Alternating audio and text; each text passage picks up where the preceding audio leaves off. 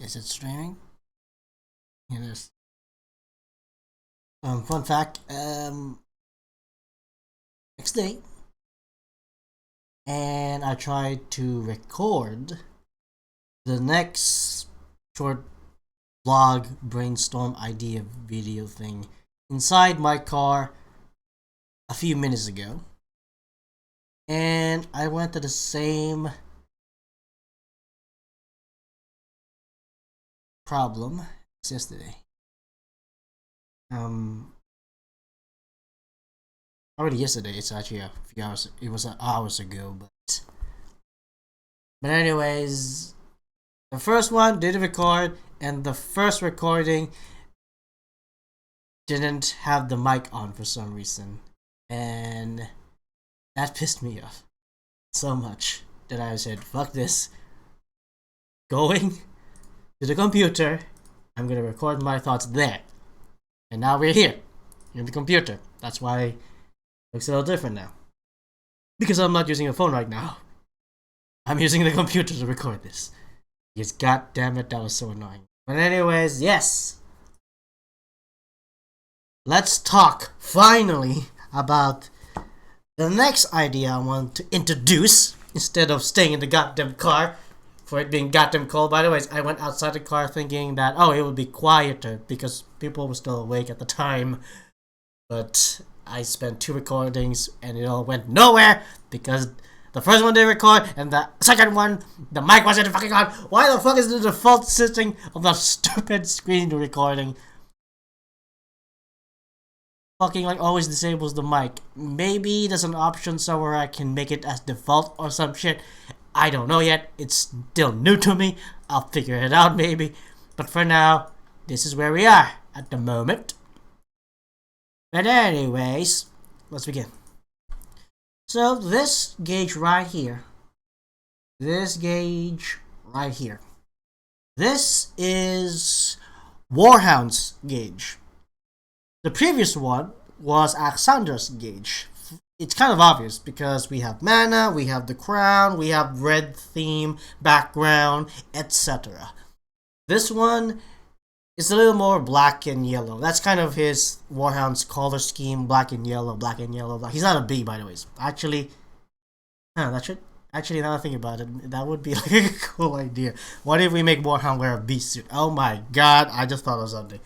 What the fuck? No, I should not do that. Maybe. I'll think about it. But anyways, we'll talk about this one. This has the same properties as Alexandra's gauge.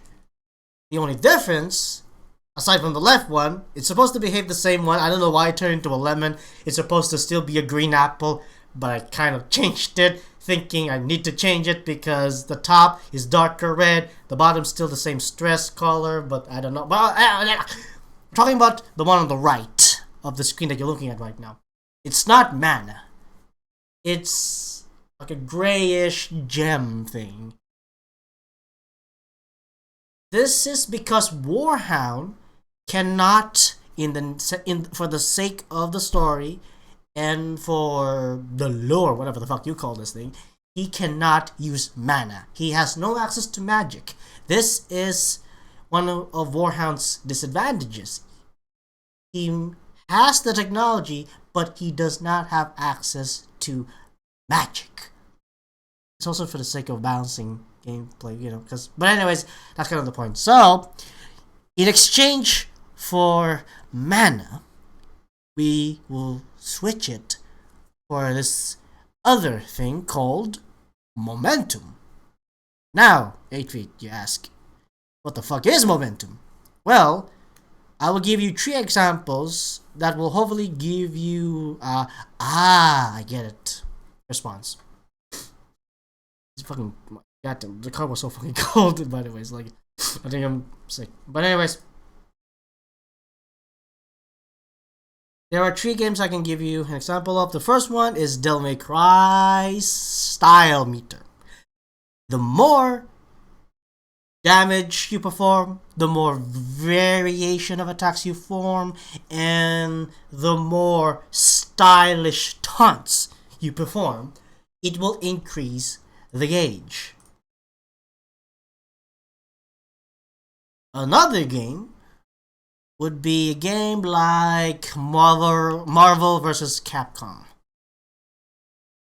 On the bottom left and right of the screen is your power bar, special bar. I don't really know what to call it yet, but every time you fill up that bar, the numbers over there goes from 1, 2, and 3. And depending on what stage of those special bars gets, the more powerful they are. And now we'll go mention the last game, which should be obvious to everyone because it's the most recent one that everyone should. It's streamlined. It's pretty much a streamlined game. Everyone should know this. Kill streaks from Call of Duty. I don't have to explain how that works. I think everyone knows how it works. So now that I mentioned this, how is my version of those 3 mechanics in those 3 games is different to this one called Momentum? Well, before anything else, let me just tell you the history of Momentum. Momentum is a reference to Call of Duty's World at War's War Mode, where there was a mechanic called Momentum. Every time you fill that fucking thing up, you gain Blitzkrieg. It's always cool to hear those war cries every time you hit a Blitzkrieg. But that's just the reference part. At that point, everything else is mainly a reference to the 3 other games I just mentioned. So let me start explaining this mechanic for Warhound because he cannot use mana. There are 2 uses for Momentum. The first one is spending your momentum points for this thing called momentum abilities. Now, I'm still debating as to how to implement said abilities and what type of abilities can be used for momentum. Because I can just go for the straight out, oh, he has access to UAV if he has 3 momentum points. But, before I confuse you with the word points from momentum, points is separate actually. So, momentum actually comes from, it has tiers instead. Points is what you fill up. Tiers is the numbers that goes up, that is exactly the one that you use to spend on said momentum abilities. Momentum has 1 to 10 tiers maximum.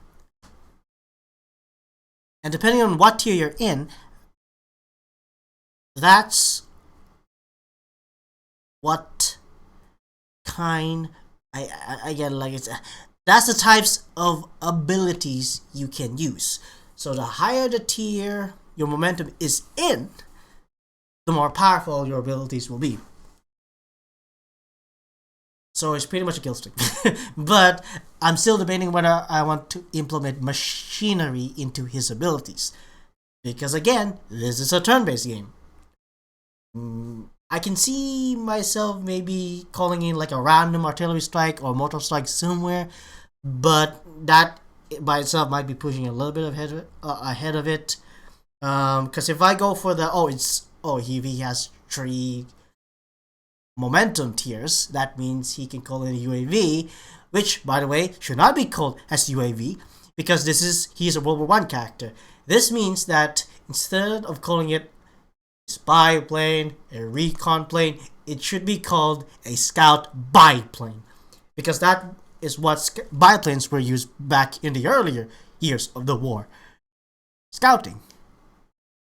But that's another problem. Should it be used during a tactical situation, like in the turn-based setup where Warhound is? That's the tactical setup. Or should it be in a strategic? It should be in the strategic map of the game instead. I think it makes more sense to isolate that ability for the strategy part instead of the tactical part. So maybe for the tactical part of the game, the usage of momentum would be something like guaranteed dodges, or higher chance to dodge, or higher chance to critical hit, or guaranteed crits. Still don't know, still gotta think about it. Because again, this is a turn-based game. So if you have any ideas on some abilities involving both machines, but maybe not go for that maybe, and more for like actual abilities that won't break the game, then just leave them in the comment. It doesn't actually need to be balanced at the moment because we can rebalance it at some point. Maybe something cool, but not over the top. No, actually, you might as well include that because you never know, I might actually like it. The next part is called passive momentum. Now, this is the part where you do not spend your momentum tiers. Instead, you just let them stack until they max to 10 tiers. Now, I have to explain this part because you most likely will not know what this is. In this turn-based game, there's a thing called time units. If you were part of the original XCOM series, or you check a review on the original XCOM series, then you might have an idea where I'm going with this, but if not, it's pretty much the amount of time you are performing in during that turn in the form of an action. So there are, at the moment, 4 known actions that is using time units. The first one is called a full action, which costs 2 time units or TUs. The second one is called a half action, which equals to 1.5 TUs or time units. The third one is called quick action, which is equals to 1 time unit or TU. And the last one is called an instant action, which is equals to 0.5 TUs, time units. A pistol shot from Warhound would cost 1 time unit or quick action. This means that at the start of a turn, if there is no other abilities that gives you any extra actions or time units, everyone should have the same base 2 time units. Everyone should start with the base, which is 2 time units. Use. If Warhound's pistol shot costs 1 quick action, that means he can fire his pistol twice within a single turn. Now that you have an idea of how it works, let's go back to momentum. Each tier of your momentum will give you plus 0.1. Just keep in mind 0.1 time units or TUs. And if momentum has a maximum of 10 tiers, this means that if you hit tier 5, you'll give yourself 0.5 time units or an extra instant action. Or if you hit tier 10, you will give yourself an extra quick action or 1 time unit TU. Now every time you use any actions in the game, because it's a passive ability, passive momentum, it will not be spent, unlike the momentum abilities, which will spend your tiers. This means that if you max out your momentum to tier 10, every start of your turn, you'll always be guaranteed 3 time units, or you can have up to 3 quick actions or 1 full action and then a quick action. We're not gonna mention the movement part of the game because that's a completely different topic. A lot to explain about in that part. So for now, we'll just focus on just this one for now. Trust me, you're gonna need to. I need to explain that part in its own video. Now that might be OP, but let me explain how you gain momentum and lose momentum, aside from spending them, of course. The first part is gaining them. If you have 0 tier worth of momentum, if you hit an enemy or do something equivalent to hitting the enemy, like taunting them or something, you will give yourself 1 tier of momentum. However, if you're already within or you're already in tier 1 of momentum, if you do the same thing again, you will not give yourself another tier. Instead, you are giving yourself halfway of the points necessary to get the next tier. This means you need to hit the target again, and then you give yourself tier 2. Now apply that rule to the rest of the tiers until you hit 10. This means that after you've grinded all the way up to finally hitting tier 10, at tier 9, you need to perform 10 hits at the target to give yourself tier 10. Now, that might not sound like a big deal, but you have to remember this is a turn-based game. That is a lot of hits just to reach tier 10. That is why we have other ways to get to tier 10, or there's other ways to give yourself points to improve your momentum. So hitting enemies is not the only way of doing it. Taunting them or collecting and completing objectives or booping them in the nose or just pissing them off in general. Well, that's more of a social part of the mechanic, but there are other ways you can do. You can like multiply your abilities by hitting 2 enemies at once, then you'll give extra points to yourself. So there's other ways to speed up your gain in momentum. But now we go to the last part, losing them. Aside from spending the tiers of momentum to use an ability, another way to lose them is by getting hit.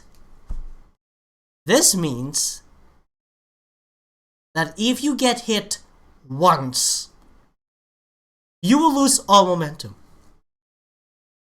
Because that's pretty much what the word momentum means, right? You're gaining momentum, but then if there's something blocking the way, you lose momentum. Of course, there are other ways to decrease the loss of that, but that's gonna be an explanation for another time. Actually, no, I might as well just give you one example. One of them involves actually. Okay, I'll just make it up actually, so I don't have to explain another part of the game. Let's say you have an ability called some shit, whatever.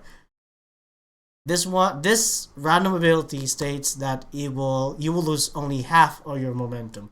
So that's one way to counter it. But other than that, there's a lot of explanation for that part. We're gonna save it for next time. But yes, if you get hit once in the base, no other support abilities are available, you will lose all momentum. So you need to be able to dodge, gain momentum, hit the enemy, gain momentum, and then taunt them, gain momentum, without getting any hits. Doesn't matter how heavy, how much damaging there, or how light damage is. If you lose your momentum by getting hit once, then you lose your tiers. This means that playing as Warhound is gonna be harder because it involves pretty much it means that whoever is gonna play Warhound expects the player to already have known the game. So this possibly means that if I ever do make this game, Warhound will either not be available at launch, it has to be downloaded separately for another time, or you need to hit New Game Plus, and then you'll unlock him. Still don't know at the moment. But this implies that Warhound is a playable character. The reason why I'm explaining this stuff is because you are mainly playing as Alexandra. Alexandra is your character. Warhound is your main antagonist, nemesis, enemy, rival, and frenemy. He is there every step of your journey, whether intentionally or not. You will always feel his presence directly and indirectly. Now, the reason why I had to explain his gauge mechanic is because you can't just kill the Warhound, even though that is your main objective. Your main objective of the entire game is two things. Number one, kill the Warhound. But to make the game work, he should not be killed. But that's still your main goal. So instead of making the cheap cutscenes to give you an excuse that, oh, Warhound did this and now you can't kill him, or oh, you were so close but Warhound did that and you can't kill him. No, I don't like the cheap cutscene solution to giving you a reason why you can't kill a character even though the game keeps telling you you have to kill the character. Instead, I'll make Warhound as hard as fuck to kill in the first place. Even using cheats will not help you, because of Warhound's personality, I might add a fourth wall mechanic where he'll know you're cheating or something, and then he's gonna fuck around with the computer or something. So basically what I'm trying to do here is, instead of just going for the easy way of preventing you from killing Warhound, I'm gonna just make your experience with trying to kill him harder and harder until you physically can no longer kill him. But not in a cheating manner, because the whole beauty of this system I'm trying to somehow make, which doesn't exist by the way, is to have fun getting your ass kicked by Warhound.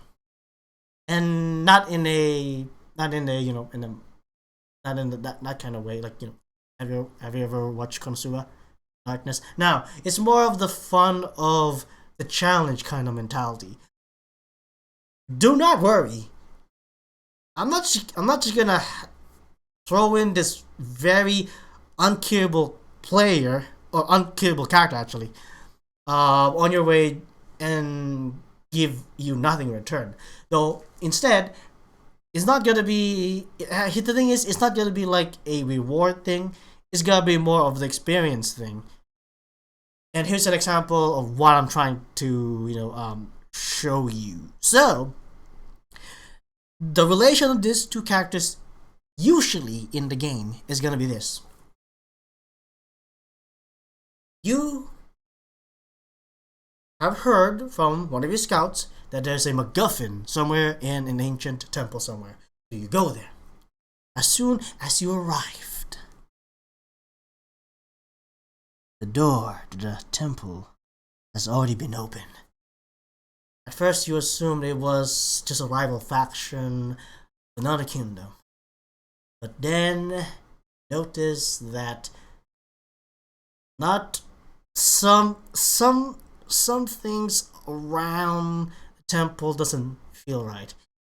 But then when you see that one thing, that one tiny insignificant thing, you realize, oh God, we're not, of all the people in the world, why is he here?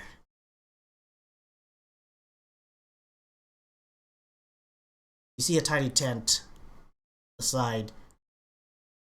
And then there's like some pages of Q&As, and then a tiny sheep on the side that says, "Welcome to my shop." What's funny about this is that you can legitimately buy the items, or you can just steal it outright.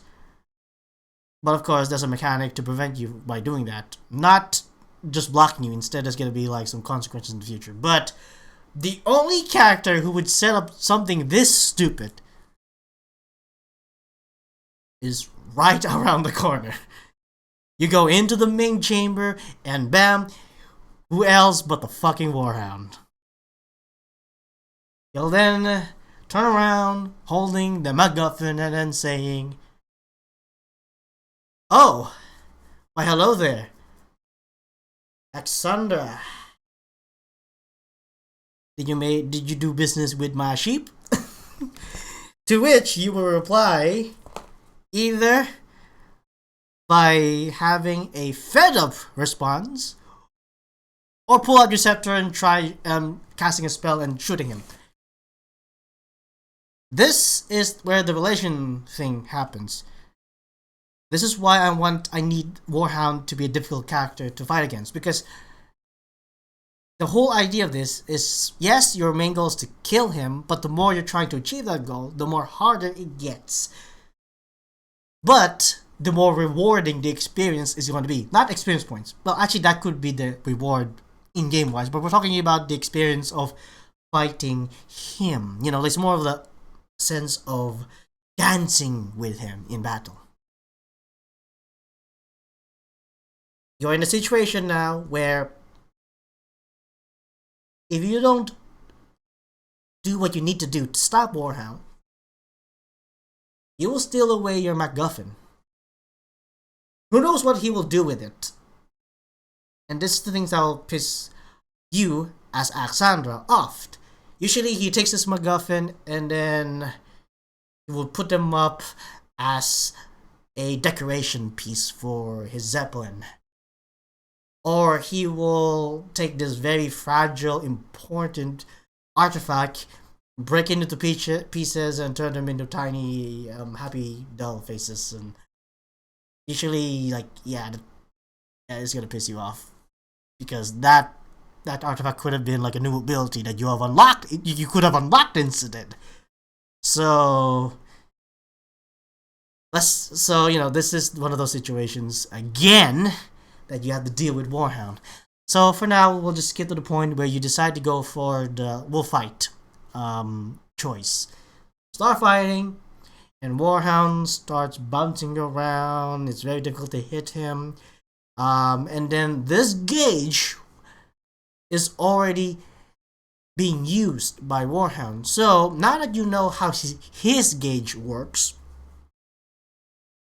then you will know how to try and prevent him from gaining momentum, or preventing him from losing a sense of I